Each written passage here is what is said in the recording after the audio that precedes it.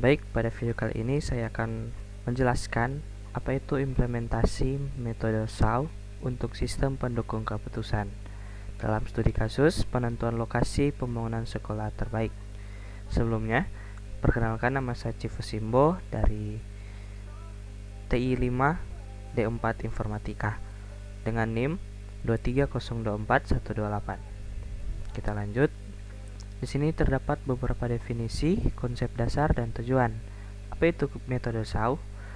Dalam definisi, SAW adalah singkatan dari Simple Additive Weighting yang sering disebut metode penjumlahan berbobot. Kemudian ada konsep dasar, mencari penjumlahan berbobot dari rating kinerja pada setiap alternatif di semua atribut. Dengan tujuan, memilih alternatif terbaik dari sejumlah alternatif berdasarkan kriteria tertentu. Metode ini populer karena perhitungannya sederhana namun akurat untuk masalah multi kriteria. Selanjutnya, studi kasus dan objek penelitian. Dengan tujuan penelitian yaitu menentukan lokasi strategis untuk pembangunan sekolah baru. Alternatif lokasi A. Yang pertama, A1 Gorong-Gorong, A2 Kembang Tanjung, A3 Padang Tiji, A4 Pidi, A5 Sigli. Langkah awal SPK adalah mendefinisikan kandidat lokasi. Di sini kami memiliki 5 kecamatan sebagai kandidat. Selanjutnya, kriteria dan atribut penelitian. Berikut adalah faktor-faktor yang menjadi tolak ukur penilaian. Seperti pada C1, kepadatan penduduk, benefit, C2 angka kelahiran benefit, C3 jarak dengan penduduk benefit, C4 jarak dengan SD lain benefit, sedangkan C5 harga tanah cost. Kriteria dibagi menjadi benefit atau semakin besar semakin bagus dan cost semakin kecil semakin bagus. Selanjutnya, menentukan prioritas atau bobot W. Setiap kriteria memiliki tingkat kepentingannya yang berbeda. Total bobot harus berjumlah 1 atau 100%. Pada C1 kepadatan berjumlah 15% atau 0,5%. Sedangkan C2 kelahiran 15%, C3 jarak penduduk 20% atau 0,2%, C4 jarak sekolah lain 20% atau 0,2%, dan C5 seharga tanah 30% atau 0,3. Harga tanah C5 adalah faktor paling krusial dengan bobot tertinggi, sementara faktor demografi C1 dan C2 memiliki bobot terendah. Berikut data sampel alternatif terhadap kriteria. Nilai mentah berdasarkan survei lapangan seperti pada A1 67, 56, 78, 67, dan 78. A2 90, 56, 45, 56, 98. A3 56, 89, 74, 67, 55. A4 89, 67, 23, 45, 20. Sedangkan A5 78, 34, 67, 78, 40. Data mentah ini perlu dinormalisasi karena satuannya berbeda-beda. Berikut menentukan nilai pembagi untuk normalisasi. Untuk normalisasi kita perlu nilai referensi atau max untuk benefit, min untuk cost. Pada max C1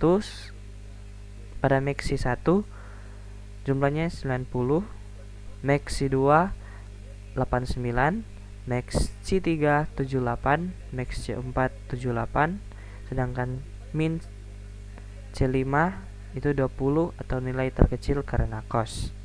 Nilai-nilai ini akan digunakan sebagai pembagi dalam proses normalisasi. Selanjutnya adalah rumus normalisasi atau transformasi data ke skala 0 sampai 1.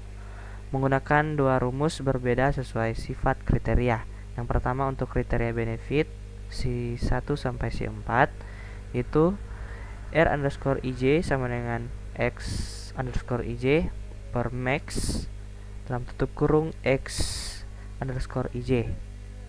atau di sini merupakan nilai data dibagi nilai tertinggi.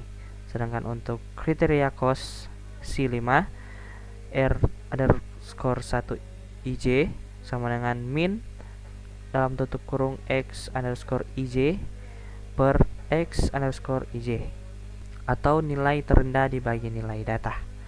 Contoh perhitungan seperti pada normalisasi A1 pada C1 atau benefit, yaitu 67 per 90 sama dengan 0,744.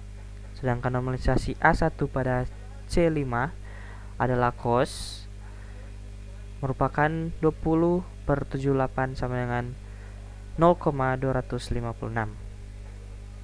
Selanjutnya proses perankingan atau preferensi. Rumus akhir adalah mengalihkan hasil normalisasi matriks R dengan bobot W. Seperti contoh rumus V underscore I sama dengan R underscore IJ kali W underscore J. Ilustrasi perhitungan untuk A1. Contoh pada C1 0,744 per times setara dengan 0,15 sama dengan 0,111. Sedangkan C2 0,622 per times 0,15 sama dengan 0,096. Sedangkan C3 1000 per times 0,20 sama dengan 0,200. C4 0,59 per times 0,20 sama dengan 0,172. Dan yang terakhir C5 0,256 per times 0,30 sama dengan 0,077. Semua nilai kriteria dijumlahkan untuk mendapatkan skor akhir V. Berikut adalah total skor untuk setiap lokasi atau tabel keputusan final. Nomor 1 pada A4 merupakan PD atau 0,736.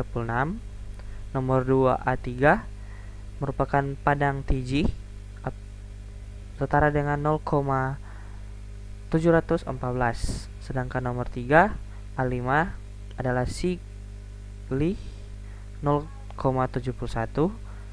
Nomor 4 A1 gorong-gorong 0,655.